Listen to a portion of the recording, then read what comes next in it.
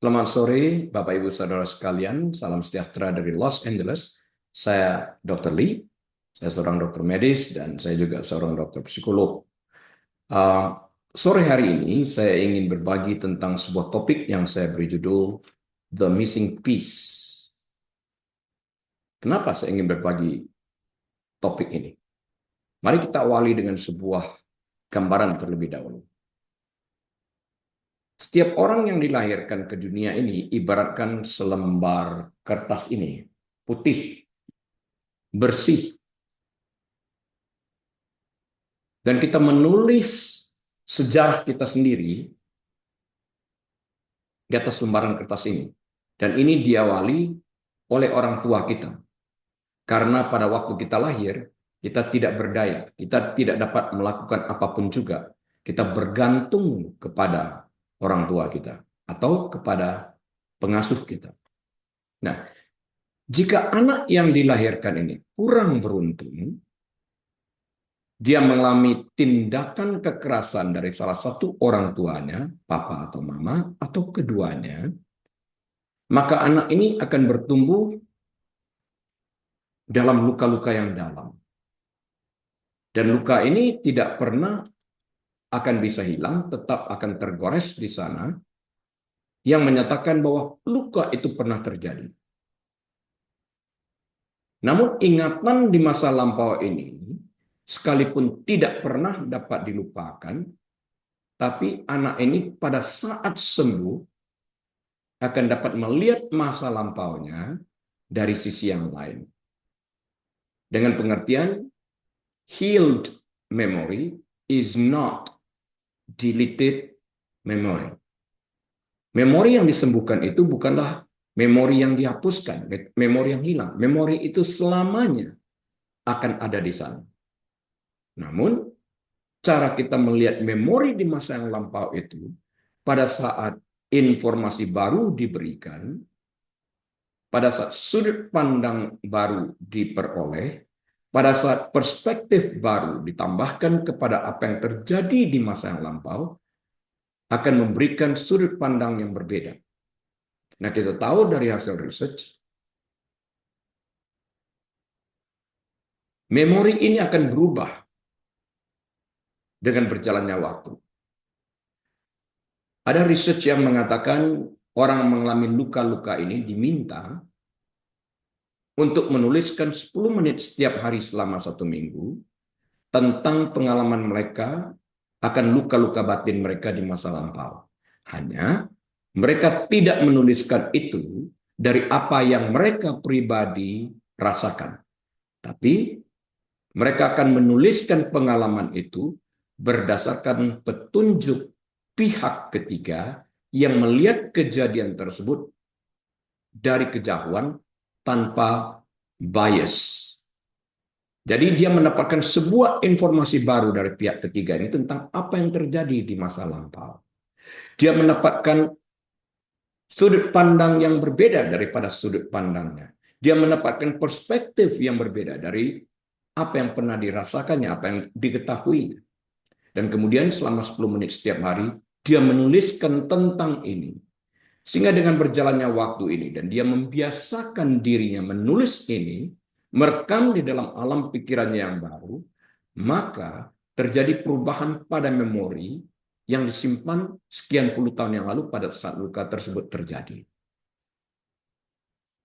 Jadi yang terjadi itu adalah orang tersebut sekarang memiliki sudut pandang yang berbeda, perspektif yang berbeda, gambaran yang berbeda tentang apa yang pernah terjadi padanya sekian puluh tahun yang lalu.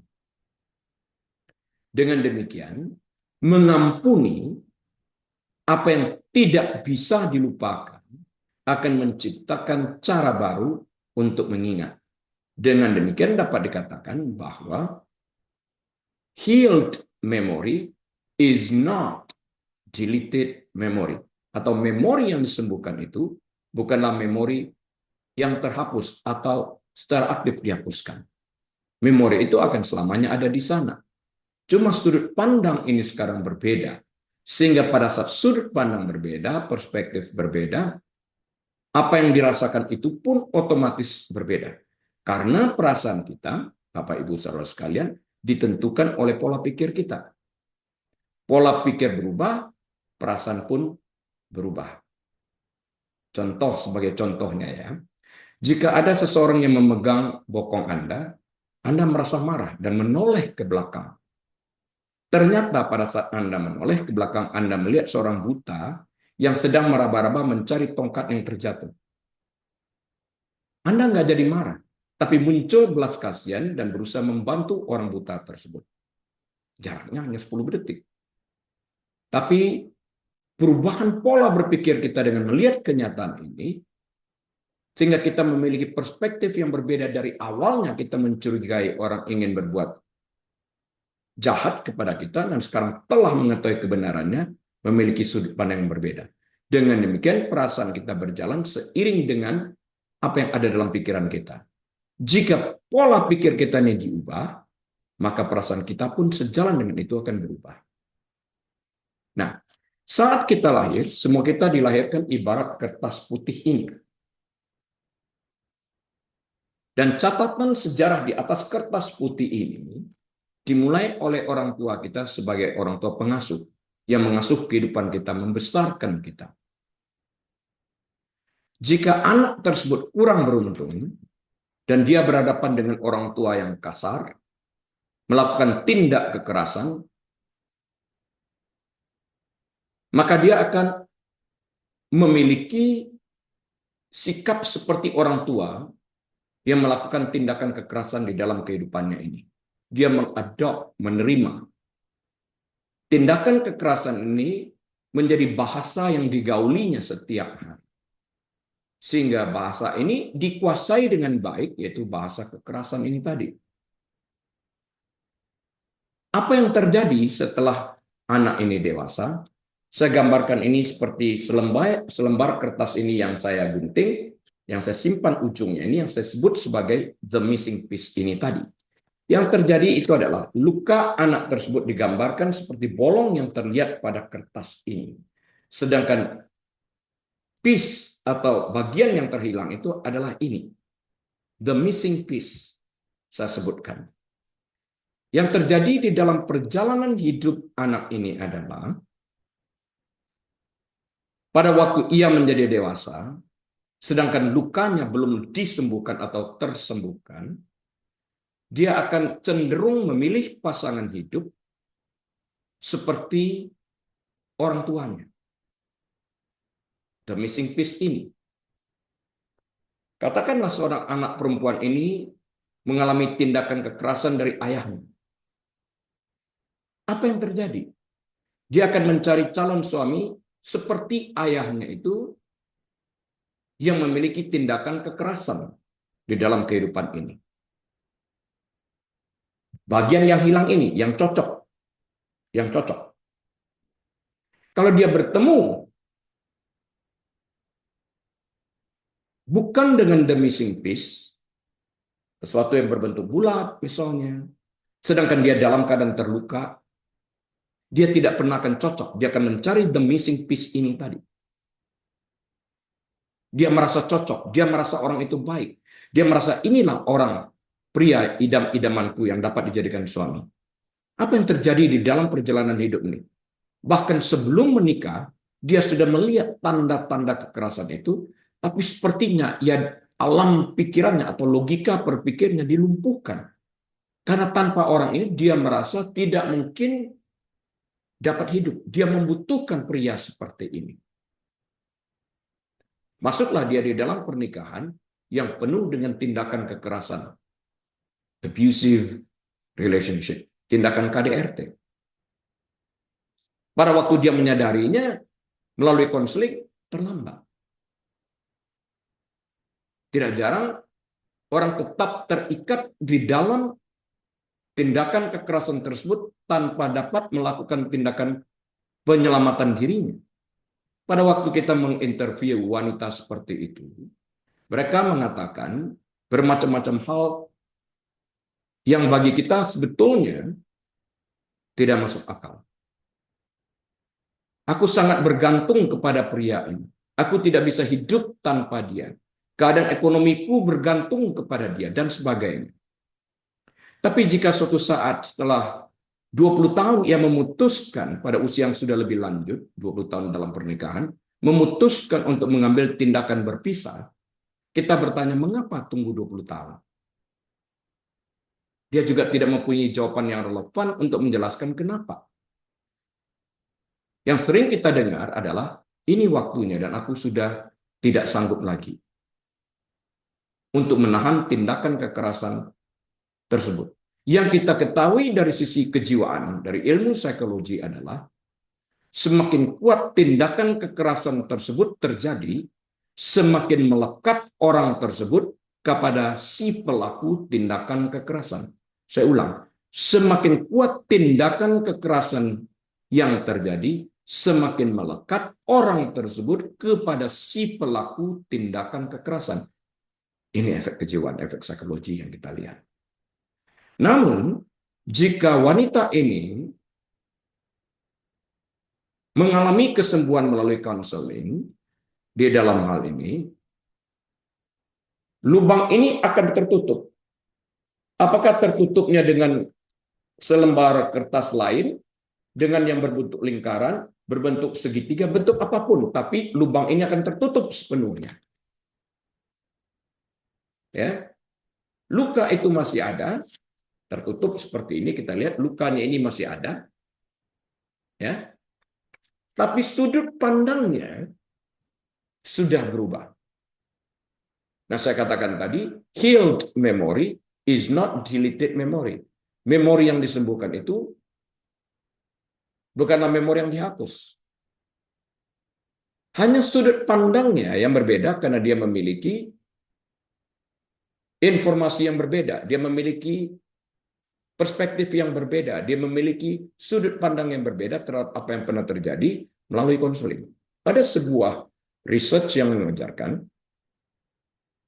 agar orang-orang yang terluka ini membuat tulisan tentang keterlukaannya ini selama 10 menit setiap hari selama 1 minggu.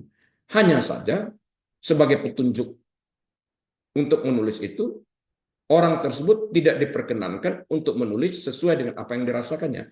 Tapi ia harus menuliskan sesuai dengan informasi yang diberikan oleh pihak ketiga yang mengetahui tentang kejadian ini, sehingga ia menceritakan itu dan melihat orang itu dari titik jauh, dari kejauhan, tanpa bias. Nah, artinya orang ini, si penderita ini, wanita ini, akan menerima sebuah informasi yang berbeda,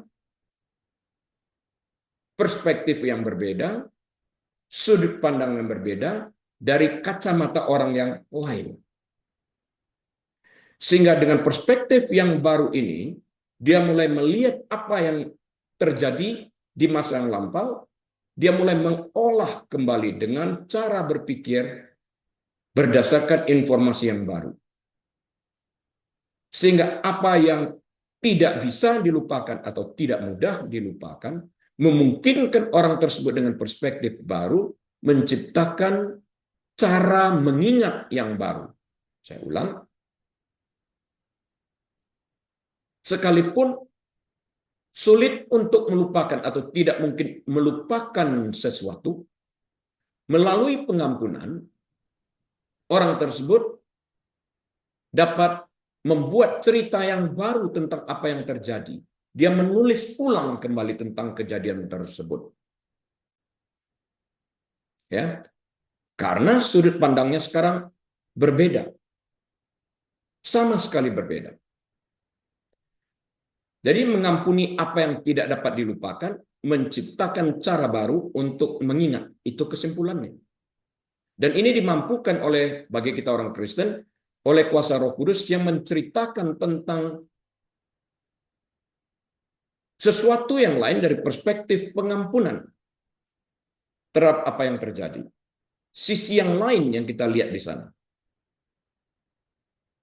Sehingga ini menguntungkan orang tersebut. Karena mengampuni itu bukanlah tentang orang yang melakukan kesalahan, tapi tentang diri korban. Yang melepaskan diri dari cengkraman orang melakukan tindakan kekerasan ini. sehingga dia dapat move on dengan kehidupannya itu sendiri. Nah, pada waktu dia sembuh, dia tidak lagi tertarik kepada missing piece-nya ini tadi. Dia tidak tertarik. Karena dia akan mengenali sekali sekarang bahwa the missing piece yang terjadi ini adalah orang-orang yang berperilaku kasar. Dia akan menghindar.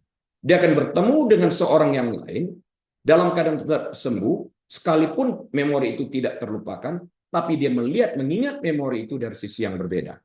Maka kehidupannya jauh lebih baik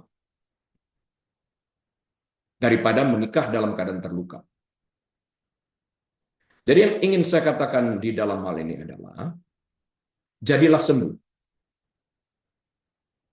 Menghindar untuk sembuh hanya karena perasaan sakit waktu kita menoleh ke belakang kembali tentang masa lampau tersebut, akan jauh lebih tidak enak jika kita membiarkan luka tersebut tetap ada di sana dalam jangka panjang. Jika kita memilih untuk sembuh dengan menoleh ke belakang dan memperbaiki apa yang pernah terjadi tersebut dengan memperbaiki pola berpikir, yang terjadi tidak dapat diperbaiki, pola berpikir kita dapat diperbaiki, ini jauh lebih menguntungkan ke depannya.